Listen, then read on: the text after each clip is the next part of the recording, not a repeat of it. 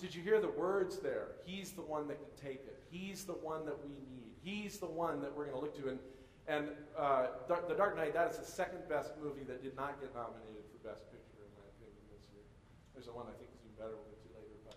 But The Dark Knight Batman, obviously, he's got certain characteristics, and in the most recent Dark Knight movie, it goes into those characteristics. The fact that he's anonymous is one of them. That's one of the things that makes him uniquely able to carry the burden of being who he needs to be. And then, of course, Jack Bauer. I mention 24 every now and then, you know, so... okay. Jack Bauer is in 24. He's unique, and I've written a little blog about how his uniqueness is that he's never wrong. In the context of all the world, he's the only person who's never wrong. So he can do anything he wants because ultimately he's right. And that's just sort of a unique ability that Jack Bauer has. He can identify the villain, he can identify what's needed to make the villain talk, and he's just always convinced. Nobody's like that in real life, but he's the Christ figure. Fellowship is the second theme. Fellowship. Now, the fellowship in a lot of ways is simply a number of people who together, by a unique blending of abilities, make up the Christ figure. And sometimes they're led by a Christ figure. Again, you have a world that needs saved in some context. And in this case, you have a number of people who have unique abilities, and their unique abilities come together in a way which creates the ability to save the world. This is an extremely popular formula in Hollywood, and they've taken this formula and made formulas out of it. For example, most sports movies are movies in which the theme of fellowship is very important. You always have the captain of the team who has no athletic ability at all, right? But there he is, and somehow he plays an important role. And then you have the hero who's really good, but he has to learn how to share with his teammates, right? And you've seen this movie a million times. You see this movie a lot also in terms of well, and one example of that is Bad News Bears. Remember the Bad News Bears? Another example, you see this a lot in fantasy movies. You often see people coming together. We've already mentioned Frodo, but Frodo had his team around him. The Lord of the Rings, or Harry Potter has his friends around him as well. You see this a lot in, you guys remember School of Rock? Anybody ever see that? Not only School of Rock, but other sort of teacher class films where you have a teacher and then you have this ragamuffin class full of a bunch of people who have these abilities that seem useless, but by the end of the movie you realize each of those abilities are uniquely designed to make this class win some competition or perform some service or become somehow invaluable to the school. And so you see this formula a lot. The idea of bringing people together. Another place, interestingly, you see a lot is in heist films, right? Like Ocean's 11, where it's this unique grouping of people that can commit this crime. And the crime in the movie, oddly enough, becomes the way the world is saved. Yeah, I know, it's sort of strange, but that's how it is in the context of that story. There's a movie out, Fireproof. Who's seen Fireproof?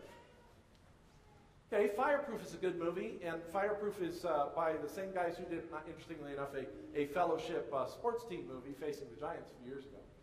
But in Fireproof, it's a story about a marriage, but you discover even the way the movie starts, it starts with the husband speaking with his group of friends and the wife speaking with her group of friends, and these groups of friends become very important to the growth of each of them throughout time. Everybody from the father to the people who work in the fire station with the main guy become part of this fellowship to save the world. And in the case of Fireproof, saving the world is about saving the marriage. Third theme is substitutionary love. Now, this is not just sacrificial love. We see sacrificial love a lot, but this is a little bit more than that. And again, this is not a term I made up. This comes from C.S. Lewis. C.S. Lewis, a great Christian thinker, says that substitutionary love is when one person sacrifices and takes the consequences that are due another.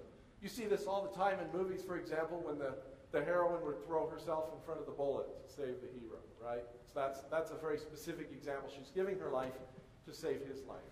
You see other examples, smaller examples, when you might see a prison film where the innocent guy takes the rap for the one who really was responsible for the crime, or a high school buddy film where the popular guy is willing to be thought of as less popular in order to take the rap for somebody else, kind of thing. You see this play out where people are willing to substitute themselves to take the consequences of another.